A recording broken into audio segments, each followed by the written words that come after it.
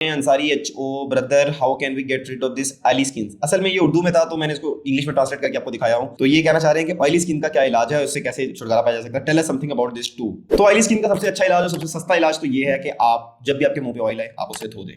Face wash से या साबुन से आपके मुंह से ऑयल रिमूव हो जाएगा, वरना तो वो ऑयल जमा हो जाएगा और आपके जो पोर्स हैं मुंह के वो बंद कर देगा और आपको दाने निकल सकते हैं और एक्नी भी हो सकता है। लेकिन आप चाहते हैं कि इससे भी परमानेंट सोल्यूशन करना चाहते हैं तो आप क्या करें कि मंडेलिक एसिड का इस्तेमाल करें। मंडेलिक एसिड क्या होता है कि ये आपको मिल जाएगा किसी भी अच्छा ऑनलाइन स्टोर से, ठीक है। इसका आपने इस्तेमाल करना है प्योर मंडेलिक एसिड का, कोई स्पेशल प्रोडक्ट नहीं लेनी, ठीक है। मंडेलिक एसिड का इस्तेमाल उसके ऊपर लिखा होता है उन प्रोडक्ट्स के ऊपर, वो आप इस्तेमाल करेंगे, अपने मुंह पे लगाएं।